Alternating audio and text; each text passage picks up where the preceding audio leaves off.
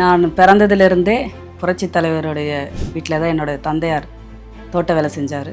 எனக்கு பேர் வைத்ததே புரட்சித் தலைவர் அவர்கள் தான். மரகதம் என்ற பெயரை வைத்தவர். அதிமுகவினுடைய தற்போதைய நிலைமைக்கு எடப்பாடி பழனிசாமி அவர்கள் தான் பொறுப்பு அப்படின்னு பொதுவாக எல்லோரும் முதல் பொறுப்பு அவரு தான் அப்படின்னு. இந்த மாற்றத்தை நீங்க எப்படி பார்க்கிறீங்க? பல்வேறு சோதனைகள் இது எல்லாம் எப்போ நடக்குது என்றால் புரட்சித் தலைவர் அம்மா அவர்கள் மறைந்த பிறகுதான் தொடர்ந்து இந்த பிரச்சனைகள்லாம் அதிமுக தொடர்ந்து நடக்கின்றது. ஆனால் நாங்கள் அப்போ எல்லாம் சோதனை காலத்தில் நாங்கள் வெளியே வரலையே. இவ்வளோ சோதனைகள் நான் இருந்து ஏன் இன்னைக்கு வெளியே வந்திருக்கின்றேன் என்றால் முடிவுகள், தவறான முடிவுகள் எடப்பாடி அவர்கள் எடுத்தது காரணமாக தான். திமுகவோட பரம எதிரியான திமுகவோட எம்ஜிஆர் அவர்கள் யாரை எதிர்த்தாரோ, ஜெயலலிதா அவர்கள் யாரை எதிர்த்தாங்களோ அவங்களோட கூட்டணி சேரணுன்ற அந்த முயற்சி பிடிக்கல. அந்த செய்தி, அந்த தகவல் அப்படிங்கிறது உங்களுக்கு எப்போது கிடைக்கப்பட்டது? ரிசல்ட் வந்த உடனே இவங்க திமுகவும் அண்ணா திமுகவும் சேர்ந்து ஆட்சி அமைக்க வேண்டும் என்ற நிலைப்பாடு எடப்பாடி அண்ணா எடுத்திருக்காங்க. இது எங்ககிட்ட யார்கிட்டயுமே ஒரு கருத்தும் கேட்கல. சிவிஎஸ் அண்ணா எழுந்து நிற்கிறாங்க. அவங்க விஜயபாஸ்கர், முன்னாள் அமைச்சர் விஜயபாஸ்கர், முன்னாள் அமைச்சர் வேலுமணி அண்ணா, இவங்க எல்லாம் எழுந்து நின்று ஒவ்வொருத்தரும் ஒன்று பேசும்போது எங்களுக்கு எதுவுமே புரியல. அதாவது திமுக அண்ணா திமுக சேர்ந்து ஆட்சி அமைக்க வேண்டும் என்ற நிலைப்பாடு மூத்த அமைச்சர்கள் வச்சு பேசியிருக்காங்க. எங்களுக்கு தெரியாது. அந்த வார்த்தையை சிவிஎஸ் அண்ணா அந்த இடத்துல சொன்னார். சொன்ன பிறகு ஒருத்தருக்குள்ள பேச்சு ரொம்ப அதிகமாக முட்டிடுச்சு. இப்போ திமுகவோட சேர்ந்து ஆட்சி அமைக்கணும்னு எடப்பாடி நான் நினைச்சாருன்னா சரி, ஓகே, அது சந்தோஷம். அடுத்த முறை நம்ம மக்கள்கிட்ட எப்படி போய் நாங்கள் ஓட்டு கேட்க முடியும்? இந்த 5 வருஷம் எப்படி பயணிக்க முடியும்? இதை அதிமுகவினரோ இப்போ ஆர்பி உதயகுமார் உள்ளிட்டோரோ இதை மறுக்கிறாங்க. இது ஒரு பொய், ஒரு வதந்தி. இவங்க தான் செய்த, கடந்த காலத்தில் தாங்கள் செய்த தவறுகளிலிருந்து தப்பிப்பதற்காகவும், ஏதாவது ஊழல் செஞ்சிருந்தா அதுல தப்பிக்கிறதுக்காகவும் இப்போ ஆட்சியில் யார் இருக்கிறாங்களோ அவங்கள காப்பாற்றுறதுக்காக போய் சேர்றாங்க. ஒரு எடப்பாடி பழனிசாமி அவர்களை எதிர்ப்பவர்கள் எல்லாம் ஒன்று சேர்ந்து ஏன் ஒரு தலைமை மாற்றத்தை நோக்கி முயற்சி பண்ணியிருக்க கூடாது? கட்சிக்குள்ள இருந்து இந்த பிரச்சனையை ஏன் சரி பண்ணியிருக்க கூடாது? தமிழக வெற்றி கழகத்தோட சேர்ந்து கூட்டணியும் பேசியிருக்காங்க. இந்த விஷயம்லாம் எப்போ எங்களுக்கு தெரியுதுன்னா, அன்னைக்கு பாண்டிச்சேரியிலேருந்து வந்தோம் பார்த்தீங்களா, அன்னைக்கு தான் இவ்வளோ விஷயமும் நடக்குது. தாவேக்காவுக்கு ஆதரவு அளிக்கலான்னு சொல்லும் போது ஏன் எடப்பாடி பழனிசாமி அவர்கள் அதை புறந்தள்ளினார்? அதுதான் எங்களுக்கு தெரியல. அவர் என்ன சொன்னார்னா, சிவிஎஸ்னா நம்ம ஆதரவு கொடுத்தா நம்ம ஆளுங்கட்சி போல செயல்படலாம். இந்த ஒரு விஷயத்துக்கு மட்டும்தான் நாங்கள் கையெழுத்து போனோம். ஏன் எடப்பாடினா அதுக்கு அவரோட மன இறங்கலை. பெருந்தன்மையோடு அவர் நடந்திருந்தார்னா இவ்வளோ பிரச்சனை இல்லை. யாரும் ஒருத்தர் கூட அதிமுகலேருந்து வெளியே வந்திருக்க மாட்டாங்க. தாவேகா எம்எல்ஏக்களை பேரம் பேசி விலைக்கு வாங்கும் திமுகவினுடைய முயற்சியில் எடப்பாடி பழனிசாமி அவர்களுடைய பங்கும் இருக்கிறதுன்னு நினைக்கிறீங்க? இப்போ அவர் ஏற்கனவே முடிவு எடுத்துருவர் தானே. 2.5 வருஷம் அதிமுக, 2.5 வருஷம் திமுக அப்படிலாம் கூட பேசியிருக்காங்க.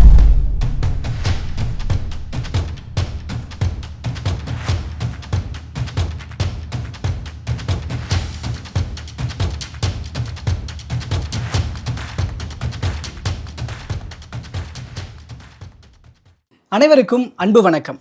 இன்றைய சிறப்பு நேர்காணலில் நம்மோடு இணைந்திருப்பவர் சில நாட்களுக்கு முன்பு அதிமுகவிலிருந்து விலகி தன்னுடைய எம்எல்ஏ பதவியை ராஜினாமா செய்துவிட்டு அங்கிருந்து விலகி தாவேக்காவில் இணைந்துள்ள திருமதி மரகதம் குமரவேல் அவர்கள்கிட்ட பல்வேறு விஷயங்கள் பற்றி பேச இருக்கிறோம். பேசலாம். மேம் வணக்கம். வணக்கம். நல்லா இருக்கீங்களா? நல்லா இருக்கு. புது கட்சி, பல வருடங்களாக கிட்டத்தட்ட சொல்லப்போனால் உங்களுக்கு பெயர் வைத்ததே எம்ஜிஆர் அப்படிங்கிறதெல்லாம் கேள்விப்படும் போது உணர்ச்சி பூர்வமாக இருந்துச்சு. அப்போதுலேருந்தே இப்போ அதிமுகவிலே பயணித்த ஒருவர் தற்போது தாவேக்காவுக்கு போயிருக்கிறீங்க. இப்போ இந்த புது கட்சி எப்படி இருக்குது? உள்ளுக்குள்ள சூழல் எப்படி அணுகிறாங்க உங்களை? எனக்கு வயது 42 வயது ஆகுன்றது. நான் பிறந்ததிலிருந்தே புரட்சித் தலைவருடைய வீட்டில் தான் என்னோட தந்தையார் தோட்ட வேலை செஞ்சார். எனக்கு பேர் வைத்ததே புரட்சித் தலைவர் அவர்கள் தான். மரகதம் என்ற பெயரை வைத்தவர். அதனால் எல்லாருக்கும் தெரியும், புரட்சித் தலைவர் எங்களுடைய நாங்கள் விசுவாசியாக, எங்கள் குடும்பம் விசுவாசியாக இருந்திருக்கின்றோம். இதுவரைக்கும் என்னுடைய இந்த வயது வரைக்கும் நான் அண்ணா திராவிட முன்னேற்ற கழகத்தில் பயணித்திருக்கின்றேன். குழந்தையிலிருந்து எனக்கு தெரிஞ்ச வரைக்கும் எனக்கு இந்த வயது வரைக்கும் நான் பயணித்து கொண்டிருக்கின்றேன். சில விஷயங்கள் காரணமாக தான் நான் வெளியே வந்திருக்கின்றேன். அது ஊடகங்கள் வாயிலாக பல்வேறு முறை நான் பேசியிருக்கின்றேன். அதை நான் கண்டிப்பாக அதை பற்றி நான் விளக்கமாக கூறுகின்றேன். தமிழக வெற்றி கழகத்தில் இப்போ இணைந்திருக்கின்றேன். அங்கே எப்படி வந்து நான் புரட்சி தலைவருடைய ஆட்சியிலும் சரி, அப்போது வந்து நான் பயணிக்கவில்லை. எனக்கு வயது, அவர் இறக்கின்ற பொழுது 4 வயது.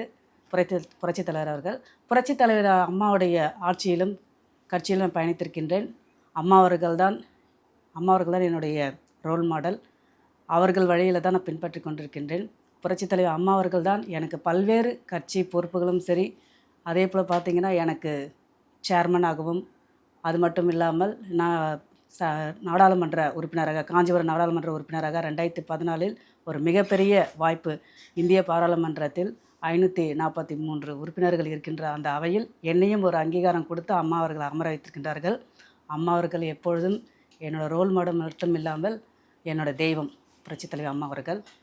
இப்பொழுது தமிழக வெற்றி கழகத்தில் நான் இணைந்திருக்கின்றேன் என்றால் அவர்களுடைய முகமாக தமிழக வெற்றி கழகத்தினுடைய மாண்புமிகு முதல்வர் தளபதி அவர்களை பார்க்கின்றோம்.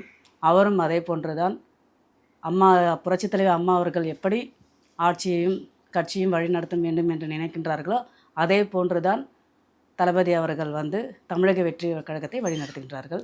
ஓகே. எம்ஜிஆர் அவர்கள் போல் இப்போது விஜய் அவர்களை பார்க்குறாங்க அப்படின்னு பலர் சொல்கிறாங்க. ஏன்னா அந்த மக்கள் ஆதரவு அப்படிங்கிறதா இருக்கட்டும். அப்போது நீங்களும் அப்படி தான் பார்க்குறீங்க, அதனால தான் தாவேக்காவை சூஸ் பண்ணியிருக்கீங்க அப்படின்னு இப்போ புரிஞ்சுக்கலாம். கண்டிப்பாக, நிச்சயமாக புரட்சி தலைவர் அவர்கள் திரையுலகத்தில் வழியாக வந்தார். உங்களுக்கு எல்லாருக்குமே தெரியும், தமிழகம் மட்டும் இல்லை இந்தியா முழுவதும் தெரியும். ஒரு திரையுலகத்திலிருந்து வந்தவர் நடிகராக புரட்சி தலைவர் அவர்களுடைய படத்தில் எல்லா படத்திலும் பார்த்தீங்கன்னா ஏழை மக்களுக்காகவும் கருத்துள்ள படங்களாக தான் நடித்திருப்பார்கள். அதே பார்த்தீங்கன்னா அவர் எல்லாருக்கும் சமூக சேவை செய்திருப்பார் மக்களுக்காக. அதே போன்று தான் தளபதி அவர்களும் கட்சி ஆரம்பிக்கிறதுக்கு முன்பிலிருந்தே அவர் வந்து நடிகராக இருக்கின்ற போதும் சரி, தொடர்ந்து மக்களுக்காக பல்வேறு திட்டங்கள் எல்லாம் செய்திருக்கின்றார்கள். அதே போல் மக்களுக்காக பணியாற்றி கொண்டிருக்கிறார்கள். இப்பொழுது 3 வருடங்கள் கட்சி ஆரம்பித்து 3 வருடங்கள் தான் ஆகின்றது. இந்த தேர்தல் உங்களுக்கு 2026 தெரியும். மக்கள் வந்து தளபதி அவர்கள் தான் வர வேண்டும் என்று மக்கள் நினைத்திருக்கின்றார்கள். அதனால தான் கூட்டணியே இல்லாமல் தனித்து நின்று 108 தொகுதி வெற்றி பெற்றிருக்கின்றார்கள் என்றால் அது மக்கள் கொடுத்த தீர்ப்பு. ஓகே, நம்ம இப்போது சில முக்கியமான விஷயங்களுக்கு வருவோம். இப்போ அதிமுகவினுடைய தற்போதைய நிலைமைக்கு எடப்பாடி பழனிசாமி அவர்கள் தான் பொறுப்பு அப்படின்னு பொதுவாக எல்லோரும், முதல் பொறுப்பு அவர் தான் அப்படின்னு. அப்போது அதிமுக தற்போது இந்த நிலைமையை அடைந்திருக்கிறத பார்க்கும் பொழுது உங்களுக்கு எப்படி இருக்குது? இந்த மாற்றத்தை நீங்கள் எப்படி பார்க்குறீங்க அதிமுகவில் பயணித்தவராக பார்க்கும்பொழுது? புரட்சித் தலைவி அம்மா அவர்கள் நான் இன்றைக்கு அரசியல் நான் இருக்கின்றேன் புரட்சித் தலைவி அம்மா அவர்கள் தான். புரட்சித் தலைவர் வீட்டில் நான் வளர்ந்தவள் புரட்சித் தலைவி அம்மா அவர்களிடத்திலிருந்து அரசியல் பயணம் நான் செய்திருக்கின்றேன். தொடர்ந்து எனக்கு வந்து அம்மா அவர்கள் வந்து அரசு பதவியில் அமர வச்சுருக்காங்க.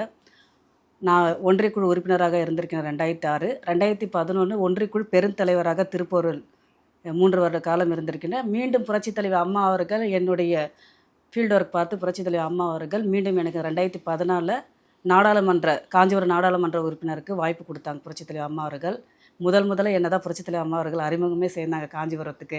இந்தியாவே உடுத்து பார்க்க அளவிற்கு அந்த அளவிற்கு இப்போ வந்து முதலாக அறிமுகப்படுத்தினாங்க புரட்சித் தலைவர் அம்மா அவர்கள்.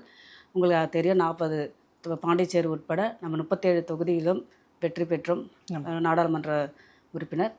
மீண்டும் வந்து புரட்சித் தலைவர் அம்மா அவர்கள் மறைந்த பிறகுதான் பல்வேறு சோதனைகள் அதிமுகவில் தொடர்ந்து நடக்கின்றது. 2016 புரட்சித் தலைவர் அம்மா அவர்கள் ஆட்சியை வந்து வெற்றி பெற வைத்து அம்மா அவர்கள் உங்களுக்கு தெரியும் மறைந்து விட்டார்கள். அதன் பிறகு பார்த்திங்கன்னா எடப்பாடியார் அவர்கள் தான் முதலமைச்சராக 2016 ஒட்டுமொத்த கட்சியினுடைய நிர்வாகிகள், தொண்டர்கள் அனைவரும் ஒட்டுமொத்தமாக தான் தேர்ந்தெடுத்து அவரை வந்து முதல்வராக இருந்தார். அண்ணன் அவர்கள் எடப்பாடியார்கள் பொதுச் செயலராகவும் அண்ணன் அவர்கள் தான் அமர்ந்தாங்க. தொடர்ந்து நல்லா தான் இருந்தது. கட்சியில் பார்த்திங்கன்னா அதிமுகவில் தொடர்ந்து நாங்கள் பயணித்திருக்கோம். எங்களுக்கு வந்து புரட்சித் தலைவர் அம்மா அவர் மறைந்த பிறகு அண்ணன் எடப்பாடியார்கள் வந்து தலைமையேற்றிருக்கின்றார்கள். அதுவும் பல்வேறு பிரச்சனைகள் இருந்தது. ஓபிஎஸ் அணி 2 அணிகள் இருந்தது. அந்த 2 அணி பிரச்சனை, அதுக்கப்புறம் ஒற்றை தலைமை, அதுக்கப்புறம் இரட்டை இலை சிம்பல் வந்து முடக்கம், இப்படி பல்வேறு சோதனைகள். இது எல்லாம் எப்போ நடக்குது என்றால் புரட்சித் தலைவர் அம்மா அவர்கள் மறைந்த பிறகு தான் தொடர்ந்து இந்த பிரச்சனைகள்லாம் அதிமுகவில் தொடர்ந்து நடக்கின்றது. ஆனால் நாங்கள் அப்போல்லாம் சோதனை காலத்தில் நாங்கள் வெளியே வரலையே. இவ்வளோ சோதனை காலத்திலையும் நாங்கள் வெளியே வராத எங்களை பொறுத்த வரைக்கும் நாங்கள் வந்து அதிமுகவில் பயணிக்கணும். எங்களை பொறுத்த வரைக்கும் மரகத குமரர் என்ற பேர் யாருக்கும் தெரியாது. இரட்டை இலைக்காக தான் எங்களுக்கு வாக்களித்தாங்க.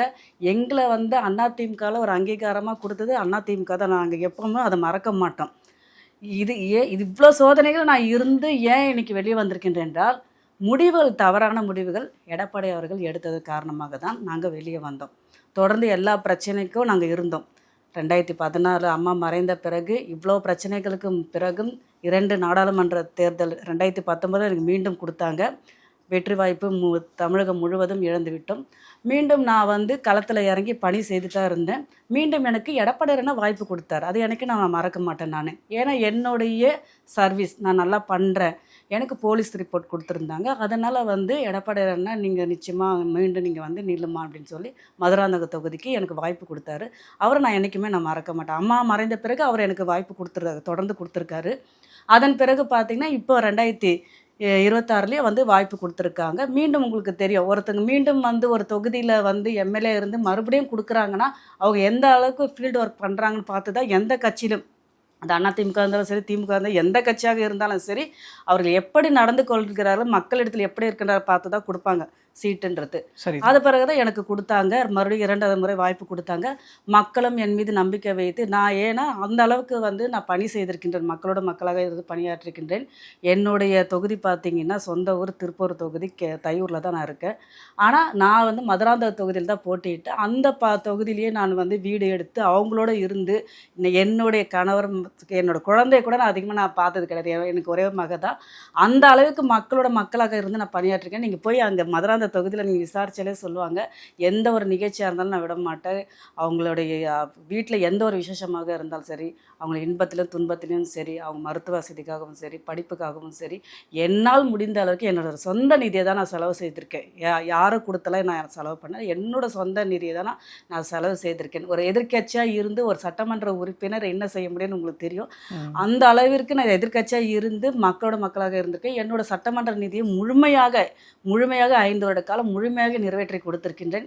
இது மட்டும் இல்லாமல் மக்கள் கொடுக்கின்ற கோரிக்கைகளை மாவட்ட ஆட்சியரிடமும் இல்லை வந்து நான் சட்டமன்றத்தில் பல்வேறு முறை மானிய கோரிக்கையிலும் பேசியிருக்கேன். கேள்வி நேரத்தில் அதிகமான நான் கேள்வி கேட்டிருக்கேன்.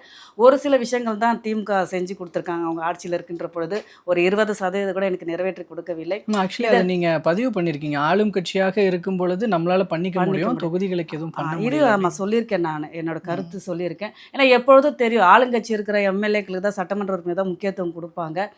ஆனால் இவங்க திமுக வந்து அது போல் நடந்துக்கிறாங்க. ஏன்னா பக்கத்தில் பார்த்தீங்கன்னா செய்யூர் தொகுதி இதே நானே வந்து அரசு கல்லூரி கேட்டிருந்தேன். என்னோட மதுராந்த தொகுதி தொடர்ந்து நான் வலியுறுத்தி அரசு கல்லூரி வேணும் கேட்டிருந்தேன். ஏன்னா நிறைய மாணவர்களுக்கு வந்து வாய்ப்பு கிடைக்கல. அங்கே எல்லாம் வந்து கூலி வேலை, விவசாய வேலை செய்கிறவங்க தான்.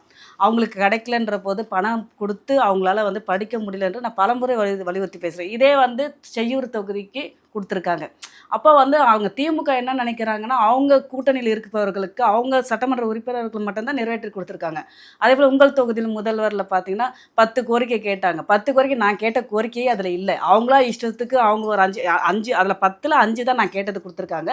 மீது 5 பார்த்தீங்கன்னா அவங்க இஷ்டத்துக்கு ஒரு பேங்க் இது போல் ஒரு புக்லெட் போல் கொடுத்துருக்காங்க. உங்கள் தொகுதி முதல்ல அது நாங்கள் கேட்டதுக்கும் சரியான பதில் இல்லை. அதையும் வந்து அந்த 10 தொகுதியில் அந்த 10 கோரிக்கையில் 2 கோரிக்கை கூட எனக்கு வந்து நிறைவேற்றி கொடுக்கு. 2 தான். ஓகே. பறவை சரவாணைகளுக்கும் இன்னொரு வந்து செம்மண்டியில் வந்து கல்லணை, இது 2 மட்டும் தான் செஞ்சு கொடுத்துருக்காங்க. மீதி 8 எனக்கு நிறைவேற்றி கொடுக்கல. ஆனால் இதே வந்து திமுகவுடைய சட்டமன்ற உறுப்பினர்களா செஞ்சு கொடுத்துருக்காங்க. இல்லை, ஓகே, எனக்கு புரிஞ்சிடுச்சு. தொகுதி மக்களுக்காக நிறைய விஷயங்கள் நீங்கள் பண்ணியிருக்கிறீங்க. அதிமுகவிலையும் முழு முயற்சியோடு எல்லாமே பண்ணிருக்கிறீங்க. பட் அதையெல்லாம் தாண்டி தற்போது பிரச்சனைகள்லாம் இருந்த காலகட்டத்திலையும் வராமல் தற்போது வந்திருக்கிறீங்கன்னா அதுக்கு பிரதான காரணமாக நீங்களும் கூட சொன்னது, திமுகவோட பரம எதிரியான திமுகவோட எம்ஜிஆர் அவர்கள் யாரை எதிர்த்தாரோ, ஜெயலலிதா அவர்கள் யாரை எதிர்த்தாங்களோ அவங்களோட கூட்டணி சேரணுன்ற அந்த முயற்சி பிடிக்கல, அந்த பேச்சு பிடிக்கல அப்படின்னு. ஆக்சுவலாக அந்த செய்தி, அந்த தகவல் அப்படிங்கிறது உங்களுக்கு எப்போது கிடைக்கப்பட்டது நேரடியாக? இப்போ இதெல்லாம் நான் சொன்னேன்னா, இவ்வளோ பிரச்சனைகளை நான் சந்தித்திருக்கேன் என்னோட வாழ்க்கையில். நான் அரசியல் பயணத்தில் அம்மா மறைந்த பிறகு பல கஷ்டங்கள், கட்சியில் தலைமையில் பல பிரச்சனைகள் இருந்தாலும் அதிலிருந்து நான் வெளியே வராமல் இவ்வளோ பிரச்சனை சந்தித்திருக்கின்றேன். அதே போல் எதிர்க்கட்சி சட்டமன்ற உறுப்பினராக இருந்து நான் பல பிரச்சனைகளை சந்தித்திருக்கின்றேன். ஏன் இப்பொழுது நான் வந்து அண்ணா திராவிட முன்னேற்ற கழகத்திலிருந்து வெளியே வந்தேன் என்றால், மே 4ஆம் தேதி ரிசல்ட் வந்த பிறகு 2 நாள் கழித்து எங்களை வர சொன்னாங்க. உங்களுடைய வெற்றி படிவத்தை எடுத்துகிட்டு வாங்கன்னு சொல்லி பொதுச் செயலாளர் எடப்பாடியார்னா எங்களை எல்லாரையும் தகவல் கொடுத்தாங்க. நாங்கள் போயிருந்தோம். போன பிறகு எங்களை எல்லாருமே வந்து அன்றைக்கி எல்லாருமே கொடுத்துட்டு அவங்க என்ன சொன்னாங்கன்னா, பாண்டிச்சேரிக்கு போகணும் அப்படின்னு சொல்லியிருந்தாங்க. பாண்டிச்சேரிக்கு வந்து நான் போகலை. எனக்கு வந்து உடல்நிலை சரியில்லை. எனக்கு வந்து காய்ச்சல் எனக்கு. அதனால என்னால் போக முடியல. மீதி சட்டமன்ற உறுப்பினர்கள் எல்லாம் போனாங்க.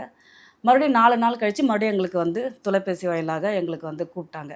இப்போலாம் எல்லா எம்எல்ஏஸும் 11 மணிக்கு மீட்டிங் இருக்குது, பொதுச்செயலர் தலைமையில் வாங்கன்னு கூப்பிட்டாங்க. சரி, மறுபடியும் நாங்கள் போனோம். இவங்க வந்து ரிசல்ட் வந்த உடனே இவங்க திமுகவும் அதிமுகவும் சேர்ந்து ஆட்சி அமைக்க வேண்டும் என்ற நிலைப்பாடு எடப்பாடியார் அண்ணா எடுத்திருக்காங்க. இது எங்ககிட்ட யார்கிட்டயுமே ஒரு கருத்தும் கேட்கல. நாங்களும் ஒரு சட்டமன்ற உறுப்பினர் தான். இப்போ அவரோட சேர்த்து 47 சட்டமன்ற உறுப்பினர் நாங்கள் அதிமுகவில் வெற்றி பெற்றிருக்கோம். எங்ககிட்ட ஒரு கருத்தும் கேட்டிருக்கலாம். யாருக்காவது இது கருத்து உடன்பாடு இருக்கா இல்லைன்னா அப்போ கேட்டிருந்தா கூட முடிஞ்சிட்டு இருக்கும். ஏன்னா எதிர்க்கட்சியாக கடந்த முறை நாங்கள் வந்து 5 வருஷம் இல்லையா பயணிக்கலையா, மக்களோட பயணிக்கலையா, அதே போல் கூட நாங்கள் இருந்திருப்போம். இவர் ஏன் அந்த கருத்து எடுத்தார், ஏன் அந்த முடிவு எடுத்தாருன்னு எங்களுக்கு தெரியாது. பாண்டிச்சேரியிலேருந்து வந்த பிறகு தான் உள்ளே வந்து அந்த மீட்டிங் நடக்கும் போது தான் ஒரு விஷயம் பேசும்போது சிவிஎஸ் அண்ணா தான் எழுந்து பேசுகிறாங்க. ஆக்சுவலாக இதை எடப்பாடி பழனிசாமி அவர்களே சொல்கிறாரா உங்ககிட்ட? எடப்பாடி இந்த மாதிரியான முடிவுகள் எடுக்கலாம். இந்த முடிவு வந்து எங்களுக்கு தெரியாது. மீட்டிங்க்கு நாங்கள் போகிறோம் பாண்டிச்சேரிக்கு மீட்டிங். அதாவது பாண்டிச்சேரியிலேருந்து 11 மணிக்கு எங்களை அதாவது சென்னைக்கு வர சொல்லியிருக்காங்க. எனக்கு நான் இங்கே வீட்டில் இருந்ததுனால எனக்கு ஒரு தொலைபேசி மூலமாக சொன்னாங்க. நாங்களும் போனோம். 11 மணிக்கு எடப்பாடியாரனுடைய வீட்டுக்கு நாங்கள் போனோம்.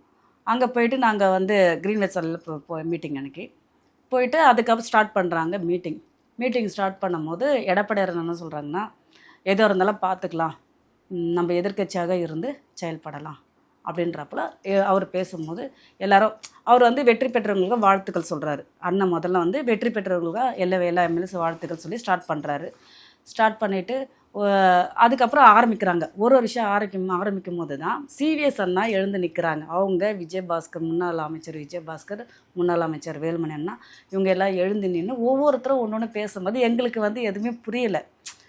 இன்னும் இது நடந்திருக்குன்றது எங்களுக்கு. ஏன்னா இது வந்து அன்னைக்கே நடந்திருக்கு. அதாவது திமுக அதிமுக சேர்ந்து ஆட்சி அமைக்க வேண்டும் என்ற நிலைப்பாடு வந்து மூத்த அமைச்சர்கள் வச்சு பேசியிருக்காங்க. எங்களுக்கு தெரியாது, இந்த விஷயம் எங்களுக்கு தெரியாது. இதற்கு வந்து உங்களுக்கு எல்லாருக்கும் விளக்கம் வந்து சிவி சண்முக அண்ணா வந்து தெளிவாக அன்றையிலேருந்து ஊடகத்தில் எல்லாத்துலேயும் தெளிவுபடுத்திருக்காரு. அத்தனையும் உண்மை. அவர் சொன்ன உள்ள நடந்தது பார்த்தீங்களா, சொன்ன விஷயங்கள் அத்தனையும் உண்மை. 47 பேருக்கும் தெரியும், அண்ணன் எடப்பாடியார் அண்ணனுக்கும் தெரியும், என்ன பேசுனது உள்ள நடந்தது எல்லாமே தெரியும். இந்த கருத்து திமுக அதிமுகன்ற வார்த்தை எடுத்ததுனால தான், திமுகவோட ஆதரவோடு சேர்ந்து ஆட்சி அமைக்க வேண்டும் என்ற வார்த்தை வந்ததுனால தான் நாங்கள் வெளியே வந்தோம். முழுக்க அதுதான் காரணம்.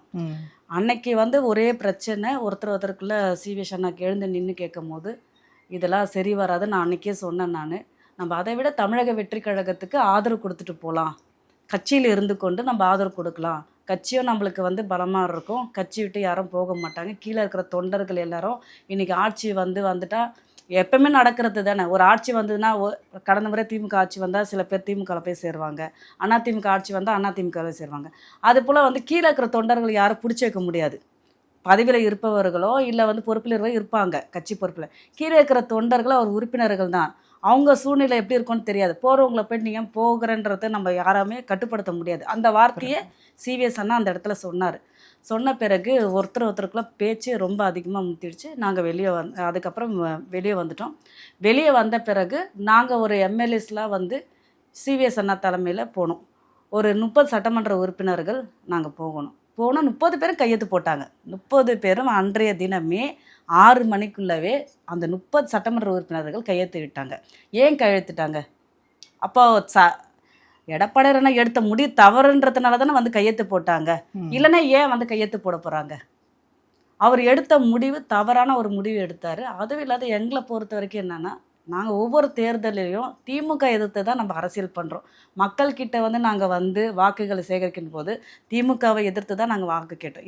இந்த முறை நான் வந்து தேர்தல் நேரத்தில் திமுக எதிர்த்து தான் நான் வந்து வாக்குகள் நான் வந்து பெற்றேன். அப்படி இருக்கும்போது அடுத்த முறை இப்போ திமுகவோட சேர்ந்து ஆட்சி அமைக்கணும்னு எடப்பாடியார் நான் நினச்சாருன்னா சரி, ஓகே, அது சந்தோஷம். அவருக்கு சந்தோஷமாக இருக்கா தெரியல. அடுத்த முறை நம்ம வந்து மக்கள்கிட்ட எப்படி போய் நாங்கள் வந்து ஓட்டு கேட்க முடியும்? நாளைக்கு மக்கள் எப்படி எங்களை ஏற்றுப்பாங்க? அதுவிலேருந்து இந்த 5 வருஷம் எப்படி பயணிக்க முடியும்?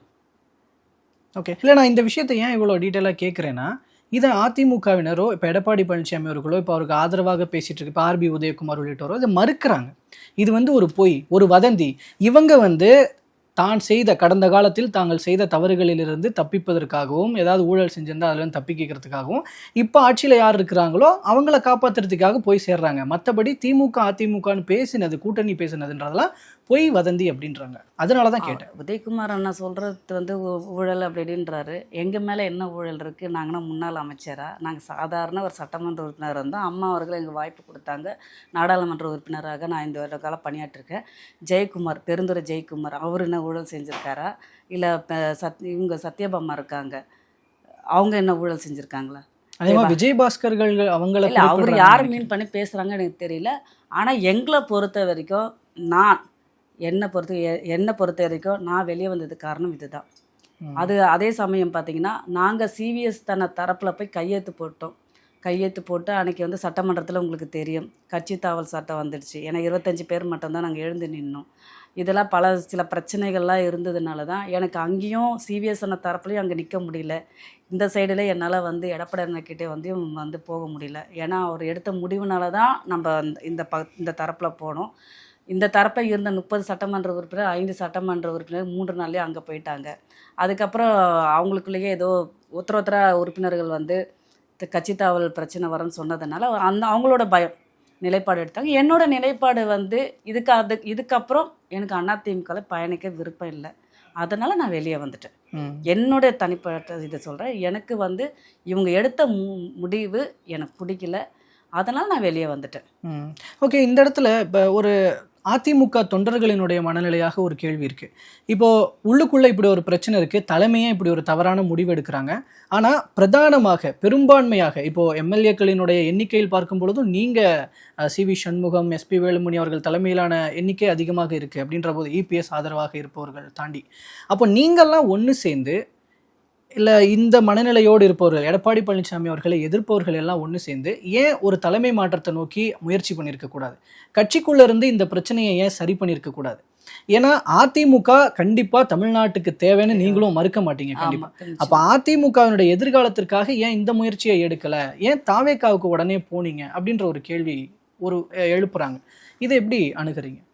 இல்லை, அதுதான் அந்த பிரச்சனை உங்களுக்கு தெரியும்ல. ஒரு 10 நாளாகவே நாங்கள் சிவிஎஸ் அண்ணாவுடைய வந்து ஆஃபீஸில் தான் நாங்கள் போயிட்டு வந்துட்டுருக்கோம். கண்டினியூஸாக உங்களுக்கு தெரியும். ஏன்னா சட்டமன்றத்தில் வந்து பெரும்பான்மையை நிரூபிக்கணுன்றதுக்காக நாங்கள் ஆதரவு கொடுத்தோம் அவங்களுக்கு. இந்த பிரச்சனை நடக்கும்போது அன்னைக்கே நாங்கள் வெளியே வரும்போதே இவங்க கூப்பிட்டு பேசியிருக்கலாம், சரி பண்ணியிருக்கலாம், எல்லாமே செஞ்சுருக்கலாம். ஆனால் வந்து கட்சி தலைமை எடுத்த முடிவு சரியில்லை, தொடர்ந்து நம்ம தோல்வி அடைகிறோம், அதுக்கு எடப்பாடியார் அண்ணா வந்து எந்த ஒரு கருத்தும் தெரிவிக்க மாட்டுறாரு அப்படின்ற ஒரு பல்வேறு குற்றச்சாட்டுக்களை வந்து சிவிஎஸ் அண்ணா தரப்பில் பேசும்போது ஏன் அவர் வந்து எந்த விஷயத்தையுமே வந்து வெளிப்படையாக பேச மாட்டுறாரு?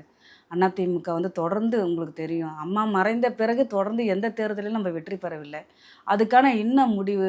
அதே போல் வந்து நம்ம தேர்தல் நேரத்தில் சரியான கூட்டணி அமைக்கலை, அது ஒரு காரணம் சொல்லியிருந்தாங்க. இன்னொரு விஷயம் பார்த்தீங்கன்னா, ஏற்கனவே வந்து தேமுதிகவோட நம்ம கூட்டணி இருந்தோம். அந்த கூட்டணியை வந்து அவர் வந்து அன்றைய தினம் வந்து அவங்களுக்கு வந்து ராஜ்யசபா எம்பி கொடுக்குறேன்றது தான் வந்து கையெழுத்துட்டு பலமுறை வந்து அவங்க மரியாதைக்குரிய பிரேமலதா அக்கா அவர்கள் பேசியிருக்காங்க. ஆனால் எடப்பாடியார் அண்ணா அவர்கள் அது இல்லைன்னு சொல்கிறாரு கருத்து. யாருக்கோ ஒருத்தர் கொடுக்கறது, அந்த கூட்டணியும் தேமுதிகவும் கூட்டணி இருந்தால் இன்றைக்கி நிறைய இடத்துல நம்ம வெற்றி பெற்றிருக்கலாம். இன்னொரு கருத்தை அவங்க வச்சாங்க, என்னன்னா தமிழக வெற்றி கழகத்தோட வந்து சேர்ந்து கூட்டணியும் பேசியிருக்காங்க, பாதி சீட்டுன்ற போல பேசியிருக்காங்க. மீதி நம்ம கூட்டணி இருக்கவங்களுக்கு கொடுத்து அது போலவும் பேசியிருக்காங்க. யார் பெரும்பான்மையாக வெற்றி பெற்றவங்க அவங்க முதலமைச்சராக அமரலான்றது. இந்த விஷயம்லாம் எப்போ எங்களுக்கு தெரியுதுன்னா, அன்னைக்கு பாண்டிச்சேரியிலேருந்து வந்தோம் பார்த்தீங்களா, அன்னைக்கு தான் இவ்வளோ விஷயமும் நடக்குது. அப்போ எல்லாமே வந்து நீங்கள் தாவேக்காவுக்கு ஆதரவு அளிக்கலான்னு சொல்லும் போது ஏன் எடப்பாடி பழனிசாமி அவர்கள் அதை புறந்தள்ளினார்? அதுதான் எங்களுக்கு தெரியல. அதை தான் கேட்குறாரு சிவிஎஸ்னா, நம்ம ஆதரவு கொடுத்துட்டு போகலாம், நீங்கள் திமுகவோட சேர்ந்து ஆட்சி அமைக்கணும்னு நினைக்கிறீங்களே, அதை விட நம்ம ஆதரவு கொடுத்துட்டு போனால் எல்லாருக்கும் வாய்ப்பு கிடைக்கும். அதே எங்களுக்கு வந்து அமைச்சர் பதவியோ அதுக்கெல்லாம் நாங்கள் ஆசைப்படலை. இப்பயும் சொல்கிறேன், எங்களோட கருத்து, எங்கே இருக்கிற சட்டமன்ற உறுப்பினர்களோட கருத்து என்னென்னா, கடந்த முறை நான் எதிர்க்கட்சி சட்டமன்ற உறுப்பினர், அதில் ஒரு 10 பேர்கிட்ட இருக்காங்க, முன்னாள் அமைச்சர்லேருந்து ஒரு 20 பேர்கிட்ட இருக்காங்கன்னு வச்சுங்களேன். கடந்த முறை என்ன கஷ்டன்றதை நாங்கள் பட்டிருக்கோம். மீண்டும் வந்து நம்ம எதிர்கட்சியாக இருந்தால் மக்கள் வந்து தேர்தல் நேரத்தில் கேட்கும் போது எங்களை ஒவ்வொருத்தரும் என்னென்ன கேள்வி கேட்டாங்க தெரியுமா? ஏம்மா நீ தானம்மா? எங்களுக்கு தெரியாது, கிராம மக்களுக்கு தெரியாது.